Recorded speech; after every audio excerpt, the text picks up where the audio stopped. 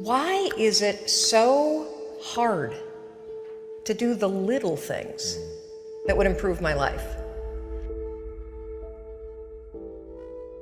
The way that our minds are designed is our minds are designed to stop you at all costs from doing anything that might hurt you. There are so many people in the world, and you know, you may be watching this right now, and you have these incredible ideas, and what you think is missing is motivation. And that's not true. Because the way that our minds are wired, and the fact about human beings, is that we are not designed to do things that are uncomfortable or scary or difficult. Our brains are designed to protect us from those things because our brains are trying to keep us alive. And in order to change, in order to build a business, in order to be the best parent, the best spouse, to do all those things that you know you want to do with your life, with your work, with your dreams, you're going to have to do things that are difficult, uncertain, or scary, which sets up this problem for all of us. The one thing we have in this world is we can't control the events, but we can choose what to focus on, we can choose what things mean, and we can choose what to do. Those three choices, those three decisions really control our life. You can always make a decision. That's always in your control. Staying with somebody that treats you like garbage is a decision. It is. Staying at a job that you hate is a decision. Staying in the body that you are not proud of is a decision. Is it going to be easy? No, it's not going to be easy to change. It's simple. It's your job to push yourself. It's not the smartest people who achieve success. It's the people who procrastinate less, make fewer excuses, as they take actions every day towards the goals that they want to achieve. Indecision is the thief of opportunity. Indecision means the door is still closed. Indecision means the opportunity waits. Indecision means what could be is postponed or may never be. If you want to be successful at anything in life, never leave the sight of setting a goal without doing something that commits you to fulfillment. The next morning, the alarm goes off, and I pretended NASA was there. It's the stupidest story. I literally went 5, 4, 3, 2, 1. I counted out loud, and then I stood up. And I'll never forget standing there in my bedroom. It was dark, it was cold, it was winter in Boston. And for the first time in 3 months, I had beaten my habit of hitting the snooze button. There were moments all day long,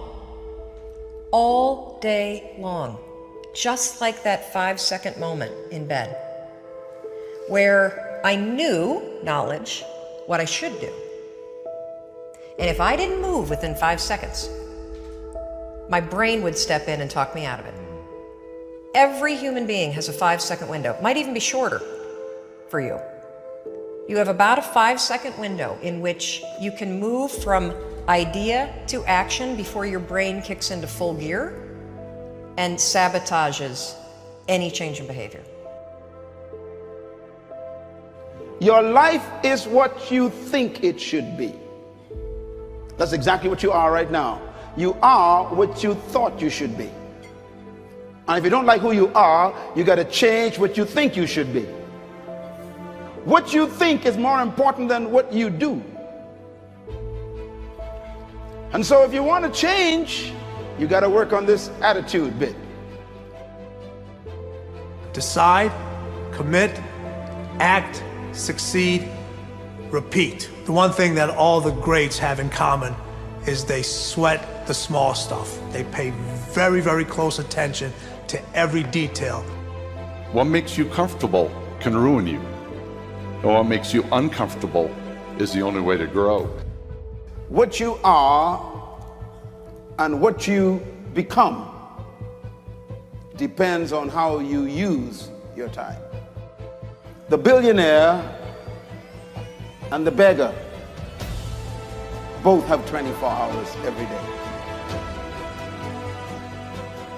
The old and the young, the black and the white, the Indian and the Asian are all given the same amount of time every day. You cannot stop a day. You cannot stop an hour. But you can control how it will be used.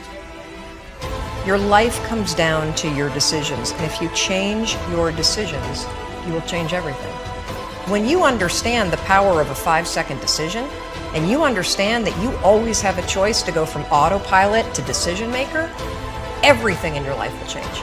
You will be a different negotiator, you will be different in sales, you will be unstoppable in the gym, because you will realize the amount of garbage that you put in the way of your hopes, of your dreams, of your potential, of your confidence, of your courage.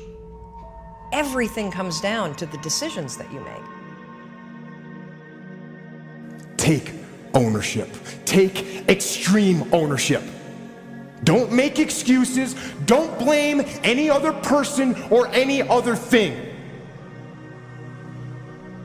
Get control of your ego. Take ownership of everything in your world, the good and the bad.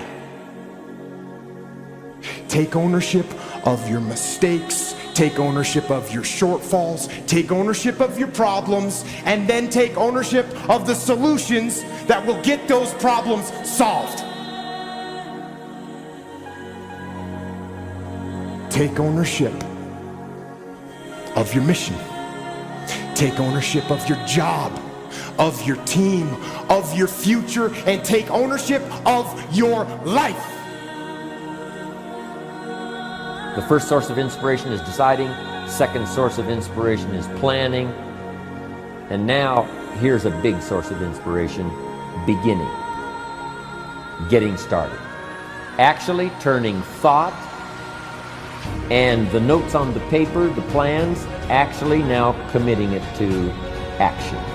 Getting started. I'm a humongous believer that ideas are and that execution's the game.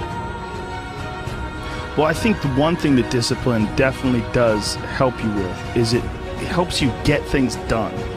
And when you get things done, when you actually do things, you have more success. If you have more success, and sometimes a big part of success is just not being f***ing lazy and just doing it. Yeah. That's like 90% of it is just showing up. Get there and start working. Like, you're not gonna feel perfect every day. If I only worked out when I felt good, I'd be a fat f***. Discipline, it does start with waking up early. It really does. But that is just the beginning. And I always say that discipline is the root of all good qualities. But you have to absolutely apply it to things outside of just waking up early. It's everything. It's working out every day, making yourself stronger and faster and more flexible and healthier.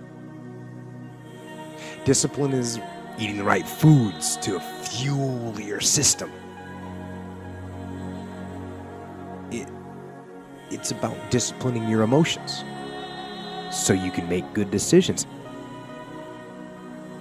Doing the tasks that you don't necessarily want to do, but that you know will help you.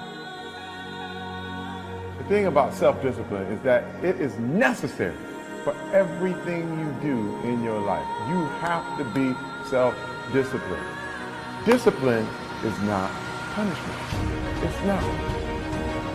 If you change your mindset and really focus it on what discipline really is, you start to welcome discipline. You welcome self-discipline into your life. You people have to know you, not because, oh, he's a good salesman. Oh, he's a good this. Oh, he's an artist. People need to know you for one major thing first.